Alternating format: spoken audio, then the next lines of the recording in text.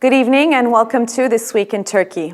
Early on March 11, Health Minister Fahrettin Koca announced the first confirmed case of coronavirus in Turkey. As of earlier today, three more cases have been confirmed, raising the total number to 5. The patient is a male Turkish citizen and authorities will not reveal his details to the public due to patient confidentiality, Koca told reporters during a press conference. One of our citizens tested positive for the virus today at the evening hours. It is known that the patient has contracted the virus through contact with Europe, Koca said, adding that the patient's state of health was good. The patient was placed in quarantine and his family members are currently under observation, the minister said.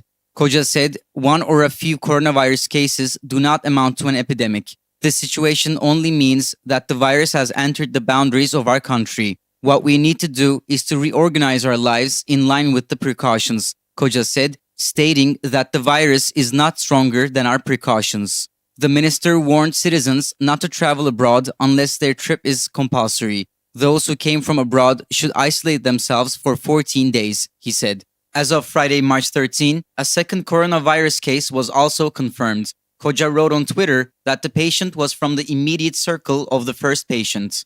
Turkey already suspended all passenger flights from and to China, Iran, Iraq, Italy, and South Korea in the wake of an increasing number of coronavirus infections and deaths in those countries. Meanwhile, legal proceedings have been started against 29 social media users who alleged that the institutions do not take necessary and adequate precautions against COVID-19 and the epidemic is hidden from the public. Security officials have indicated that citizens should only take the statements of official authorities into consideration and should not pay heed to such unfounded posts shared on social media. Flights to 9 European countries have also been suspended. A series of measures were announced yesterday against the coronavirus. It has been decided that primary, secondary, high schools and universities will be temporarily closed. The meeting was attended by all ministers, vice president, presidential spokesperson, presidency communications director, and director of religious affairs. At the end of the 5-hour meeting, presidential spokesperson Ibrahim Kalın addressed the reporters. Kalın shared the following measures with the public. Primary, secondary, and high schools will be closed for a week. Students will resume their education from home through internet and television channels. The Ministry of National Education has prepared an education infrastructure for that. This decision has been taken with the aim of avoiding any waste of time in education and the failure in combat against the epidemic. Our universities will also be closed 3 weeks as of March 16. Yet the 3-week break will not apply to the academic and administrative personnel of universities. It has also been decided that sports events take place without fans till the end of April. We also recommend that our citizens postpone their international travels for a while. It is of considerable importance that our citizens coming from abroad to Turkey have themselves checked and isolate themselves for 14 days. We have also postponed the foreign visits of our president for a while. Meanwhile, Health Minister Fahrettin Koca has previously touched upon the gradually surging prices of masks and protective overalls. The minister indicated the masks would be subject to preliminary approval, while Trade Minister Babacans said they will make sure that people obtain masks with reasonable prices. The Minister of Culture and Tourism said that suspending cultural activities and events until the end of April have been on their agenda. He has also recommended the hotels in the country to plan the opening of the summer season this year from the end of April instead of the end of March. The Trade Minister Ruhsar Pekcan announced postponing domestic trade fairs from March 16 until the end of April. As the Ministry of Trade, we have been carrying out our works in coordination with the Health and Interior Ministries and in line with the decisions made by the Scientific Committee, she said.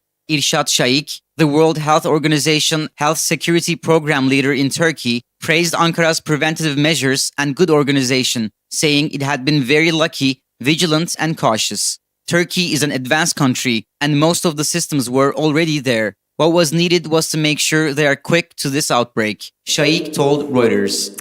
Ali Babacan, who served as Deputy Prime Minister, Foreign Minister, and Economy Minister under Erdogan, formally applied on March 9 to launch a political party. Babacan presented his Democracy and Progress Party, whose Turkish initials DEVA means remedy, as a liberal democratic and pro-Western political organization during his launch speech addressed to supporters and founders of the party in Ankara. The rule of law in our country is always crumpled. Justice is wounded, Babacan said. Our democracy is weak. Our people cannot raise their voice no matter how high they shout. Babacan also unveiled a 132-page long party program which mostly focuses on the restoration of fundamental rights and freedoms, including the press freedom and education in mother tongues, a central demand by the Kurdish nationalist movement in Turkey. DEVA's program also included a call to return to parliamentary democracy from the current executive presidential system and promised a new constitution based on strong separation of powers. In order to solidify his arguments on freedom of speech, Babacan said that under his rule, young people in Turkey would be able to use social media platforms without fear of arrest. You could tweet or like things without fear, he said. Babacan also built his speech around a call for fiscal reforms in the country. Under his economic leadership in the 2000s, the country saw immense growth, but he later fell out of Erdogan's favor due to disagreements on the fundamentals of the free market economy. Babacan resigned from the ruling party in 2019, citing deep differences with it over the state of democracy, rule of law, and foreign policy. We will realize the so-called fiscal rule that some didn't allow us to do, Babacan said in an apparent criticism of Erdogan, who defends his unorthodox economic policies. On the foreign policy front, DEVA's party program calls for stronger ties with NATO, the European Union, and the United States, and committed itself to resolving differences with Turkey's allies in diplomatic ways. It also says that the territorial integrity of Syria and Iraq would have the utmost importance for a DEVA government in the future. Chairman of the DEVA Party Ali Babacan gave his first interview after the launch of his party on Wednesday to Medyascope editor-in-chief Ruşen Çakır. Here's an excerpt from the 40-minute interview. AK Parti'nin kuruluş sürecinde de böyle bir şey vardı. Tek adam yönetiminden. During the establishment of the Justice and Development Party, there was also the notion that it was not going to be a one-man show, that it was the result of a collective and common effort. But these melted away in time. You yourself come from such a movement. Some of your colleagues and yourself come from this past. What do you say to those who think you are going to make them watch the same film again? İnsanlar şimdi bize aynı filmi ikinci kez mi seyrettirecekler diye sorarsa ne diyeceksiniz? If you look at the founding members of our party, 1/3 of them were in politics beforehand. 2/3 of them have never been in politics. They are stepping into politics for the first time with us. The number of MPs coming from the AKP is very low, so I don't think the comparison is rightful. It is not going to go down in the same way.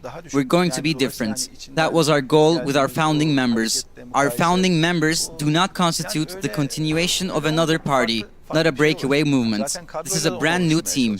We have members who started out as volunteers by applying through our website and who have now become founding members. This shows the wide range of backgrounds of our founding members. The same goes for our young members. Those volunteers we saw had a lot of promise, we included as founding members. We have 16 founding members under the age of 30. This is a high percentage when you compare with other parties. We have 27 female founding members. That makes up 30%. No other party has as many female founders. Gelecek için de çok büyük bir vaat gördüğümüz, iyi bir gelecek gördüğümüz arkadaşlardan kurucu yaptık. Yani şu an 30 yaşın altında 16 tane kurucumuz var.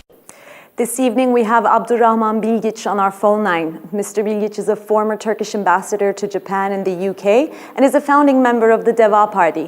Good evening, Mr. Bilgiç. Thank you so much for joining us this evening.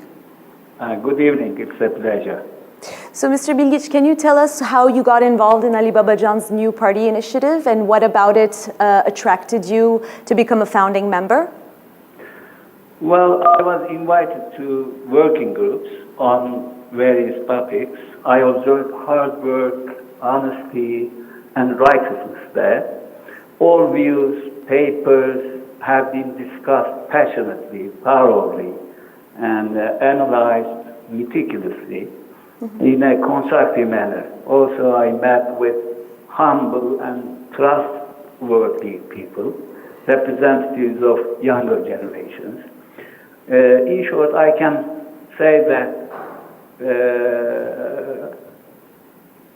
However, what attracted me more are core values and guiding principles of the party, such as non-discrimination, non-alienation, plural democracy, separation of power, rule of law, social justice, liberty, emphasis on individuals, for example, human rights.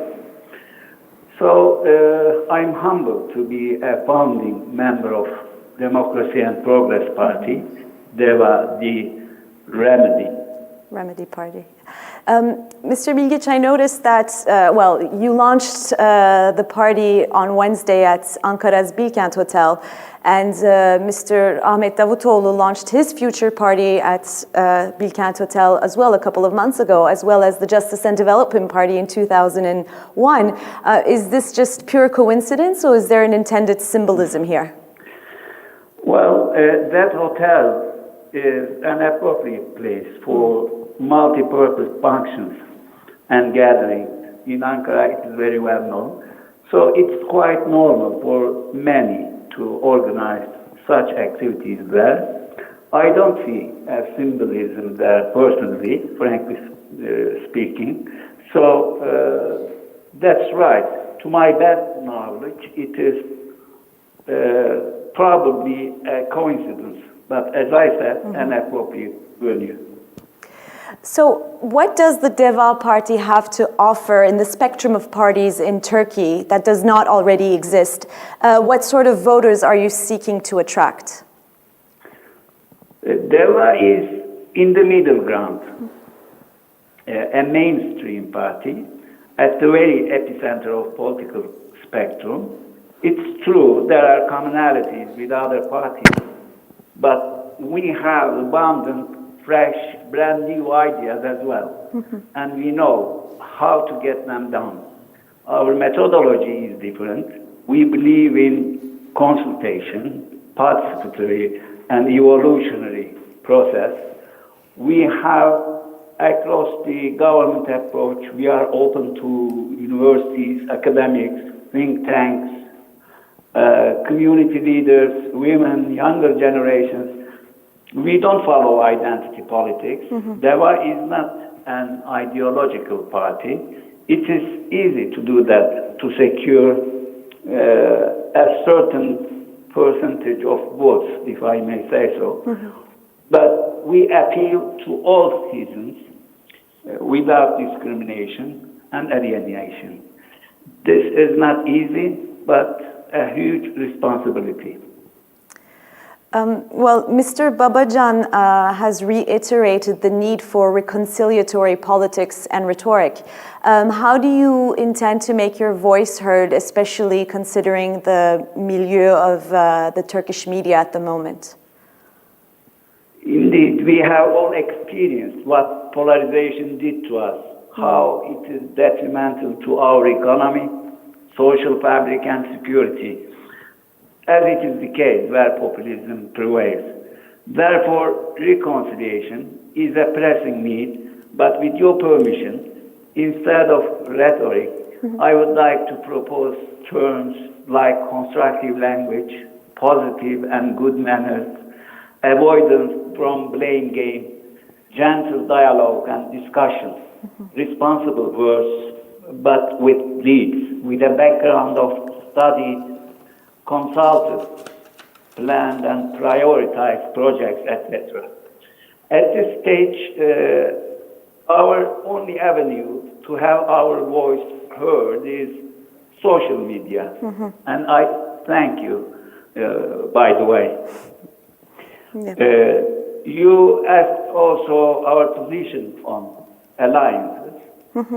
We don't promise or deny any alliance, but it is too early to evaluate and make a decision on political alliances. When time comes, when we find ourselves in a pre-election period, we will evaluate circumstances and make our decision on competing individually or in alliances. If we decide to enter into an alliance, I'm sure it will be a democratic one. Do you have any red lines regarding these political alliances? No, as I Yeah. have already said, when time comes, we will decide under these circumstances. We don't have any plan, any initial idea about this, but it will be a democratic one for sure. Mr. Bilgiç, in your party program, there was a part that spoke of the protection, use, and development of mother tongue languages. The Future Party, for example, has called for mother tongue education rights, but you don't actually call it that within your party program. So how do you envision mother tongue rights? Mother tongue rights constitute a part of universal human rights, which are acquired by birth. This is not an issue of giving or taking.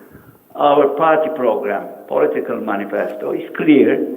Let me assure our citizens through you that we will continue our participatory and consultative approach at local and national levels. And I would like to reassure that we will leave no stones unturned on this issue as well. Mr. Bilgiç, between 2011 and 2014, you were Deputy Undersecretary in the Prime Ministry, mainly dealing with external security issues. In that context, what is your analysis of the situation in Idlib, and do you think the current memorandum will hold?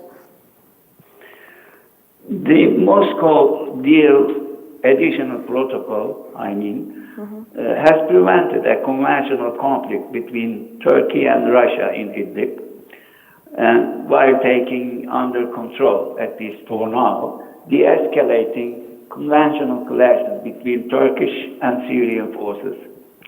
We welcome this, but a direct answer to your question is a fragile ceasefire is in place. No one can rule out clashes to flare up anew. By the way, Turkey, you may have already noticed, I think, Turkey was given a diplomatic reminder in Moscow that Turkey is dealing with the Syrian Arab Republic and not the Assad regime. In short, we should be prepared for repeat scenarios to tackle it, Let me also tell what we can do in the region under these circumstances as the remedy, Deva Party. We adopted the principle of non-intervention in domestic issues of our allies, neighbors. We will conduct a constructive diplomacy and balanced dialogue through professional diplomats. We will repair our bilateral relations. We will strengthen our bilateral relations and then focus on two-way trade and investments in the region. And lastly, Mr. Bilgiç, what do you think are the most pressing issues of Turkey today? Well, many.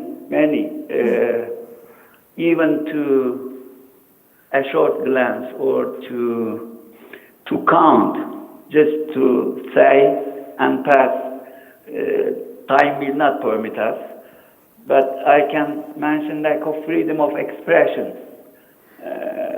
and press, hurting economic problems, unemployment, huge democracy deficit, widespread insecurity, divisive polarization, injustice, lack of professional diplomacy, etc., are all pressing problem areas and sooner rather than later.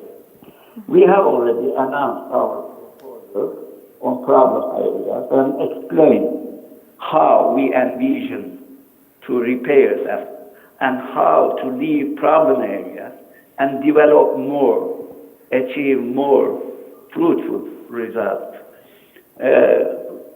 For example, health sector, preventive health services, hospitals, emergency health services, health personnel, social security, family, children, women, youth. So migration policies, environment, security and defense, foreign policy, as I have said, or fair competition, equal opportunities, productivity. We can go on. Strong, sustainable development, better public finance, disadvantaged people, vocational training, SMEs problems, shopkeepers, consumer rights, many other things, agriculture, animal husbandry, forest, industry, jobs. We need separate programs for all these topics: technology, digital transformation, energy, tourism, transportation. You see, there are a lot of topics, and all we have incorporated all those topics and our solutions, our studies in our program and political manifesto. Abdurrahman Bilgiç, thank you so much for joining us this evening. Thank you. Before concluding my words, may I say? Of course. Two more words? Of course, Is it yes, of possible? course. Yes, we have time. Well, you have started with coronavirus. So I would like to say that far too dangerous pandemic disease for democracies is populism. So I saw Democracy and Progress Party, DEVA Party, is a perfect antidote, cure for that. Thank you. Thank you, Mr. Bilgiç. Have a good evening. Thank you. A new verdict of arrest for espionage has been given for imprisoned Osman Kavala. The verdict comes one day before the European Court of Human Rights' verdict of right violation, and immediate release had become final. The prosecutors have cited Kavala's alleged contact with Henry Barkey, a professor of international relations at Lay University and the former US Department of State official, as evidence in the investigation. The Istanbul Chief Public Prosecutor's Office has accused Kavala of carrying out activities for foreign states, according to an arrest warrant document seen by Ahmet Şık, a deputy of the People's Democratic Party. Prosecutors likewise accuse Barkey of being a foreign agent and plotting the 2016 failed coup attempt. Barkey regards charges as absurd and ludicrous. Kavala is currently imprisoned at the Silivri prison for his supposed involvement in the failed 2016 coup attempt. In December, the European Court of Human Rights said there was insufficient evidence to support the accusation that Kavala had been involved in the abortive coup. That ruling will become final on March 10. Deniz Tolga Aytöre, a lawyer for Kavala, was quoted in the court records as saying that the new warrant was aimed at circumventing the implementation of the European Court of Human Rights ruling. On March 8, police used tear gas and rubber bullets to disperse the crowd gathered on Sıra Selviler Avenue at the edge of Taksim Square to mark International Women's Day. Images on social media showed women being dragged by their hair as well as being battered by police officers. 34 people were detained and were freed on March 9. This is the second year in a row police used such measures to break up crowds.